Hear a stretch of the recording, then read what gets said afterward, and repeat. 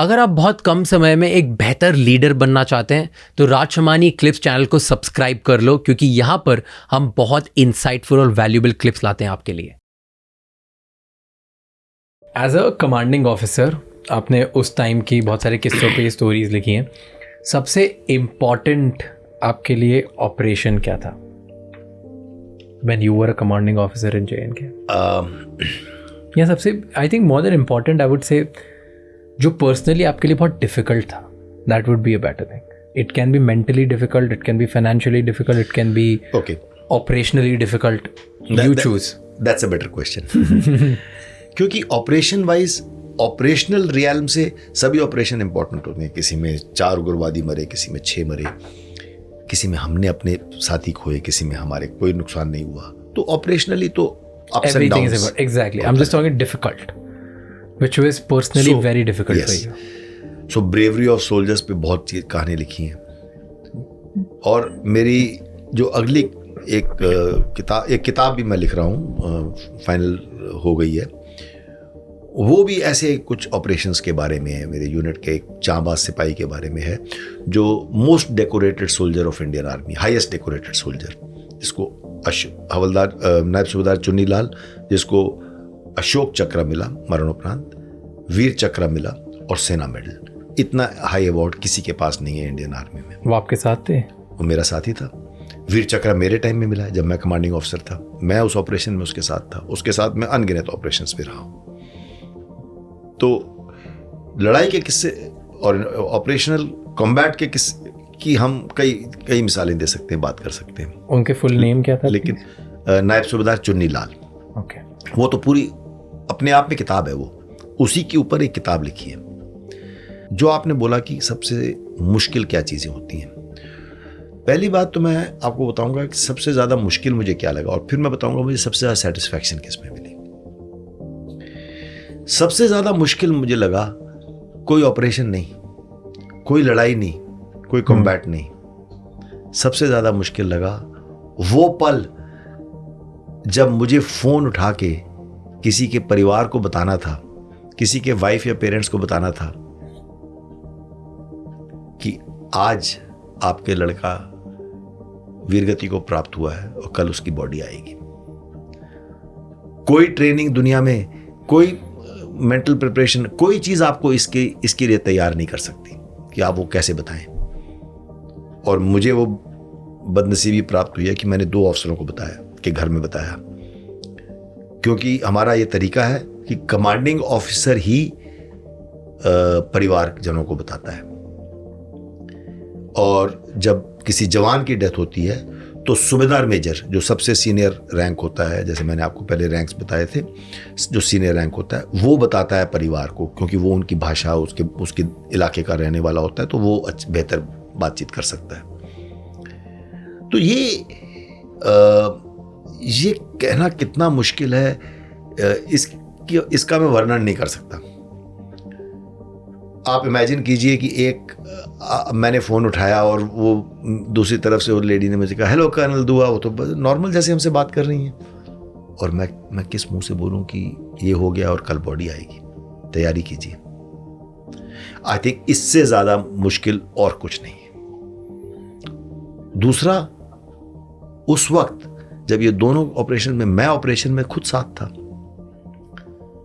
जब मैं वापस आता हूं तो ये फीलिंग आती है अपने दिल में कि मतलब आप जब फ़ोन उठाते हैं, या उनके बाद में मैं उनके घर जब गया हूँ कुछ दिनों बाद, उनके परिवार को मिला हूँ, वाइफ को मिला हूँ या पेरेंट्स को मिला हूँ सॉरी, तो ये फीलिंग आती है कि एक गिल्टी फीलिंग आती है कि मैं क्यों वापस जिंदा आ गया। वो तो यही सोचेंगे ना।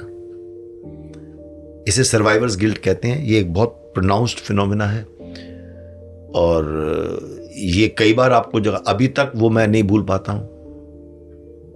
ये तो था मुश्किल, मतलब जो मुश्किल काम लगा मेरे को।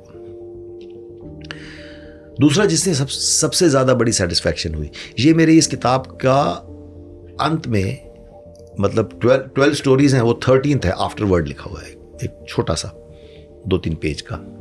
किसी ने मेरे से रिटायरमेंट से पहले एक फेयरवेल फंक्शन में सवाल पूछा कि what was the biggest achievement of your career, कि सबसे बड़ी उपलब्धि क्या थी आपके करियर की, तो मेरे दिमाग में सब आए, कितने मेरे अवार्ड्स हैं, जितने मेरे यूनिट साइटेशन मिली, यूनिट के अवार्ड मिले, जो भी हमें तमगे मिले, ऑपरेशनल सक्सेसेस कितनी मिली, सर्जिकल स्ट्राइक की मैंने बतौर कोर कमांडर, जिससे हमारे देश का रुख बदल गया। अभी हम बालाकोट स्ट्राइक करें, अब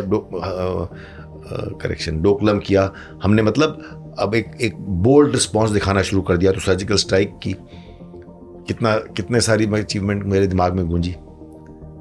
फिर मैंने सोचा नहीं, जो मेरे को अपने जवानों से प्यार मिला, अफसरों से जो लॉयल्टी मिली, जो कमरादरी हमारी थी, जो बैंड ऑफ ब्रदरहुड हम लोगों का था, जो हमने वो बॉन्ड्स बनाए आपस में स्टील से भी ज्यादा मजबूत, वो ज्यादा जरूरी थे इससे।